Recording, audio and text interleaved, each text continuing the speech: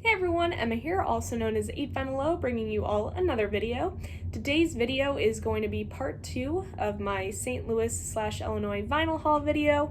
I posted part 1 to this haul a couple of weeks ago. I'm going to link it down below. If you haven't had the chance to watch it already, you can go ahead and click the link and watch it. I definitely recommend watching that before starting part 2 here because that video, which is basically focused on my pickups from Billy Hurst's store, Riverbend Records in Godfrey, Illinois, which accounts for half of the records that I picked up on this Youngest Members of the VC Take St. Louis trip. So if you haven't watched part 1 already, I recommend going to watch that. But without further ado, here's part 2. Sorry I didn't anticipate it to take this long to get this part out, but the good news is it's here and I have a stack of records to show you. So we're going to kick off here with one of my favorite musicians, a musician that I talk about all the time on this channel. You know him, I know him, we all know him. Actually, we don't all know him. I wish we all knew him because everybody should know him. But my favorite Scottish singer-songwriter, one of the best to ever pick up an acoustic guitar. Live album, recorded in 1995 and reissued on vinyl by Earth Recordings, who has done an amazing job with his catalog. We have Bert Jansch live at the 12 Bar. Honestly, every Bert album that I came across on this trip, I ended up picking up because it actually worked out. Now that I'm really thinking about it, it worked out that every Bert album that I came across on this trip, I needed in my collection because I have a handful of his albums already, but anyway, it worked out. So yeah, Bert Jansch live at the 12 Bar. Again, from the 90s, a live recording from the 12 Bar in London. And as you can see here, the download code's really cool. You can take this if you want. I don't know if it's been used already. But the download code kind of comes on this makeshift ticket stub. It has that custom center label there. 26 Denmark Street in London, summer 1994. And again, put out by Earth Recordings. So had to grab this and continue to build up my Bert discography. Another great live album from Bert. We have Bert Jansch live in Australia. This is a little later than the last one. This is from 2001. Earth Recordings, they put out a handful of box sets a handful of years ago now. And one of them was a 4LP from his 1990s studio albums called Living in the Shadows. That's what the box set was called. And I don't have any of these box sets in my collection, but eventually I do want them. So this release after that box set, which again, this one was recorded in 2001, this came out a little bit after that. So I've wanted this one for a while, so finally have this in the collection. There is that custom label. It has some later Jansch songs on here, but then also has the songs that he's known for, right? Like Strolling Down the Highway and his rendition of Davy Graham's Angie. So definitely needed to add this into the collection. This is a compilation that I didn't know existed until I came across it at Euclid Records in St. Louis. Renbourn and Jansch, of course, showcasing John Renbourn and Bert Jansch's material that they recorded together. They did a lot of work together. Bert released a studio album, which I've showcased on this channel, called Bert and John, which is one of my favorite albums ever. So good by these two masters of their craft. But yeah, so I didn't know that this existed. This is a 2LP compilation of some of the recordings that they completed together, put out by courtesy, I should say, of Transatlantic Records and licensed from RCA, made in England. So wasn't gonna pass this up, and I think this was only surprisingly I don't know, $8. So I wasn't gonna pass this up. No way. So good. If you haven't listened to the studio album Bert and John, do that. Bert Jansch's favorite album, this is the one that he says is probably one of his favorites. This is Avocet. This is from 70 something. This reissue that I have in my hand was put out by Earth Recordings. It's the 40th anniversary white vinyl edition with expanded liner notes by Pentangle bandmate Danny Thompson, who also plays on this record. Bert, Danny Thompson, and Marty Jenkins. Follows this kind of bird theme, obviously, if you can't tell from the cover and the name. The song listing, right, all has to do with birds. But really beautiful, beautiful release by Bert. Definitely a recommendation for those trying to get into his catalog and his material. This is definitely one to keep an eye out for if you ever come across it. 1978 this was recorded, and I think it was put out a year later off the top of my head. That's my best guess. But a beautiful album, of course, has that folk and folk rock classic Bert sound, but then also incorporates that American blues and jazz. So just really, really good. Definitely recommend. This is an album that some of your jaws are going to drop that I didn't have this in the collection, especially if you know how I feel about punk music and especially proto-punk. One of the best when it comes to proto-punk and just female artists of all time. Finally added this to the collection. Classic Patti Smith, Horses. Here's the label. So I grabbed that. Also another album that was a must add to the collection, and I'm glad that I picked up this reissue because it sounds amazing. Buffalo Springfield. This is the mono version, 180 gram mono version, part of the Start Your Ear Off Right, put out by Rhino in 2019. Man, this album sounds so good. Obviously it's a classic, but this reissue is just killer. It sounds so unbelievably good with that mono Atco label on the back. Gotta love it. So good. Next album is going to be an addition into my Chicago music scene of the 60s and 70s. It's another just love of mine. Part of the, when we think of bands like the Ides of March, Shadows of Night, the Buckinghams, you also think of this band, and it is the New Colony 6. This is Attacking a Straw Man, released in 69, I believe. Yeah, 1969. Again, part of a great band from Chicago, part of that Chicago music scene, garage bands, cornerstones of rock from the 1960s. So, really good. Ronnie Rice's voice is amazing.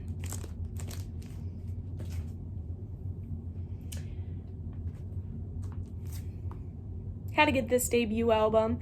This is Nick Drake. He has really picked up a major cult following over the last handful of years. This is, of course, with Pink Moon, which I have in the collection. But this is his debut album, 5 Leaves Left.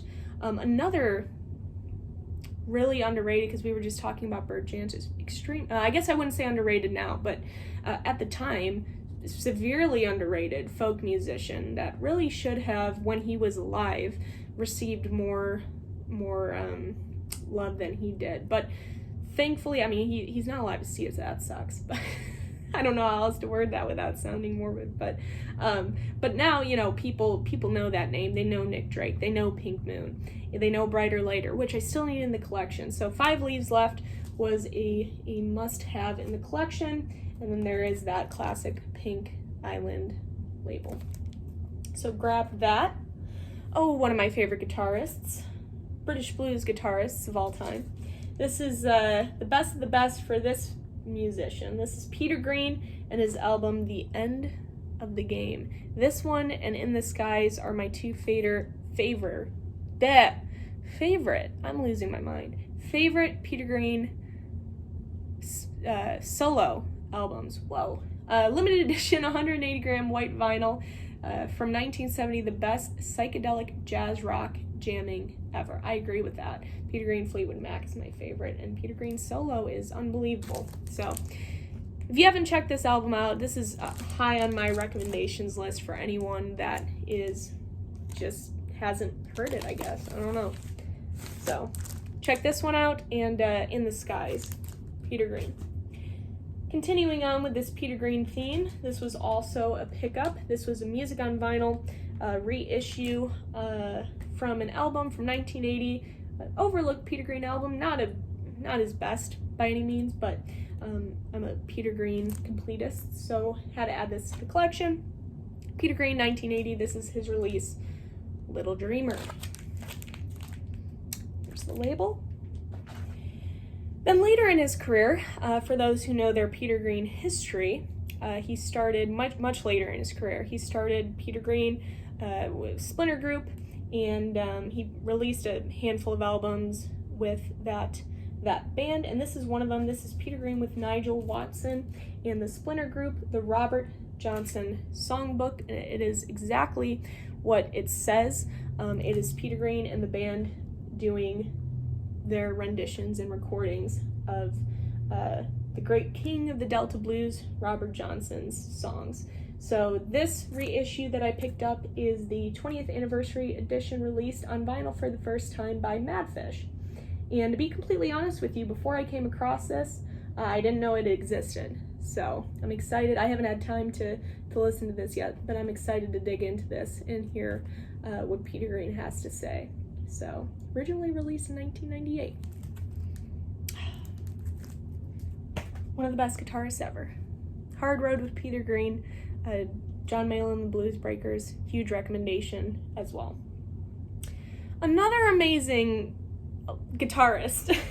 we're just going with this trend. Oh, this album's so good. Rory Gallagher, Tattoo. There's the classic Polydor label. Kicks off with Tattooed Lady. So good. This is a killer album. Also has Cradle Rock on here. Living Like a Trucker, Sleep on a Clothesline, Who's That Coming? A Million Miles Away. Oh my goodness, this album's so good. Originally released 1973 again by Polydor. So another huge recommendation for all of you who like kick-ass electric blues guitar sound. Blues rock.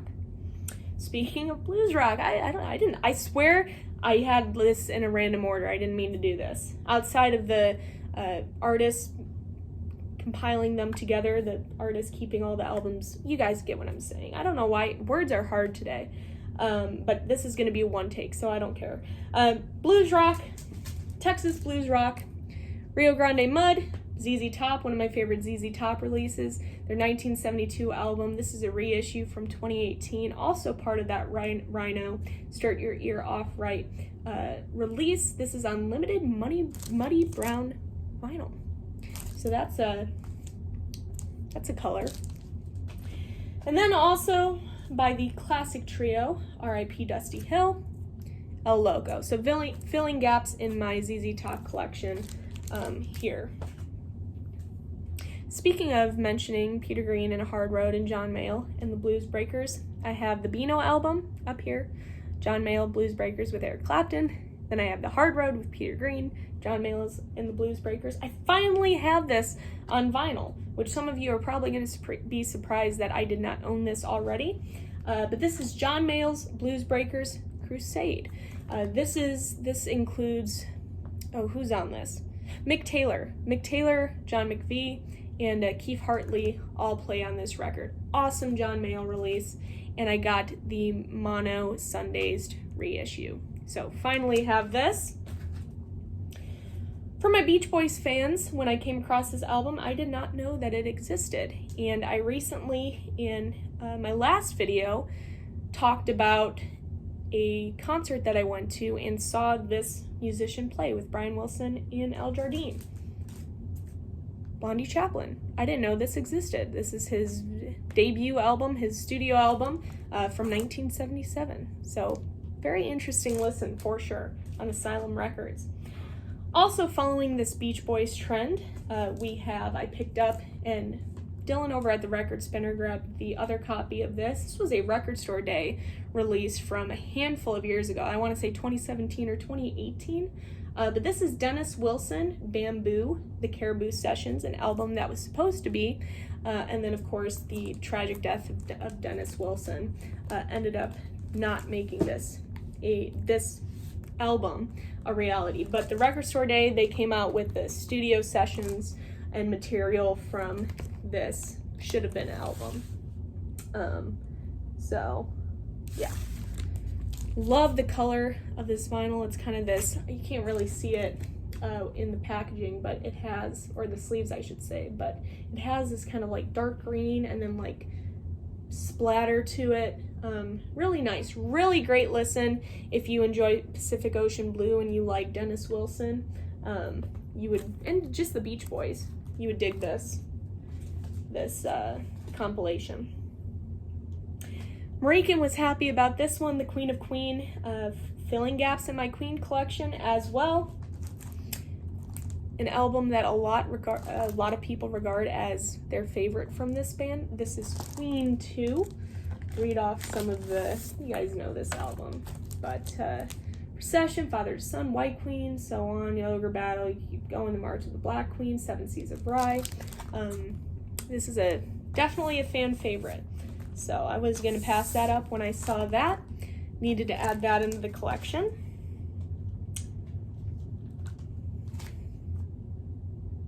Enough said. Next album was a recommendation from Bill over at the Vinylverse. We were at Vintage Vinyl in St. Louis, and I was texting a group chat that I have him in with other members of the VC, and he had recommended that I grab this album, which I'm very happy I did, because it was great. It was phenomenal. He's the reason why I own In the Court, but you guys know the rest. But yeah, we're going with King Crimson on this channel. This is unique on this channel. I don't talk a lot about progressive and prog rock on here, but I do enjoy it. And so I picked this up, and this is really, really good.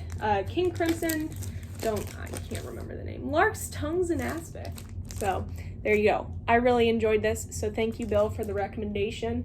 If you have any other recommendations that are in this vein, let me know, because like I said, this was really, really good. One of my favorite British blues bands ever. Also has elements of prog rock to it. But this is the Groundhogs, severely underrated band. If you do not know the Groundhogs, please check them out. You will dig them. I don't know who hasn't heard of them or if you would dig them, but I just know. Don't ask why. Groundhogs, Blues Obituary, 50th Anniversary, Limited Edition, die-cut sleeve with liner notes. I'm only missing a couple of Groundhogs now in my collection, but this is their second studio album. This is very much when they were still British blues rock purists. Eventually they branch out a little bit. They still have that blues rock sound, but they branch out and incorporate elements of prog rock. Like, for example, when we move away from here, we get into albums like Thank Christ for the Bomb, and albums like Split sounds completely different from Scratching the Surface, their debut, or Blues Obituary. So, but I absolutely love this band. It's on limited edition, blue vinyl, put out by Fire Records, but this is so good. Originally released in 1969. So, I love this band. Tony McPhee, another great British blues guitarist. While we're talking about Gallagher, Peter Green, we gotta talk about Tony McPhee. Finally have this in the collection. I'm surprised I didn't have it, but I didn't, so I got it. Enough said. Keeping with the blues theme, my favorite of the three kings, we have Freddie King, My Feeling for the Blues. This is the Music on Vinyl reissue. Best of the best in terms of electric blues guitarists. You have Albert King, you have B.B. King, and you have Freddie King. And I feel like sometimes Freddie King gets overlooked, so I'm a huge Freddie King fan. And this is definitely a unique release from him. So, picked that up. This one is going to be another Enough Said album. In the collection, finally. Enough Said. This one too. Debut 1977, and no, not Cheap Trick.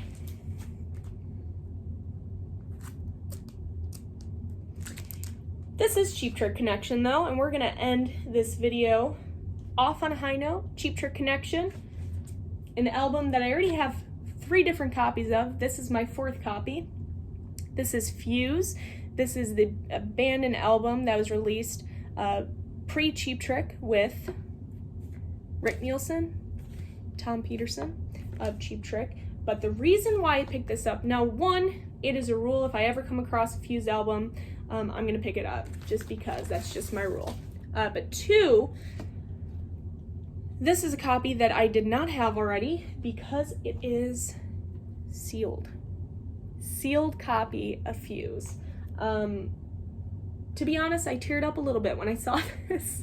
So this was a no-brainer grab for me. Sealed copy of Fuse. This was from the store that we went to in Peoria, Illinois, Younger Than Yesterday. Yeah, this was a must grab. So had to end this video off with a Cheap Trick connection. But with that, everybody, that is the rest of my St. Louis/Illinois vinyl haul. Again, part one, link down below if you haven't watched it. The first half was at Riverbend, and then the second half is a mix of stores. Euclid Records, Vintage Vinyl, Planet Score, I think it was called, Younger Than Yesterday in Peoria, Illinois. So I'll put at the end of this video a list of the stores that we went to. But with that, everybody, that is it for this video. I hope that all of you are doing well, and I will see you guys for my next video. Bye, guys.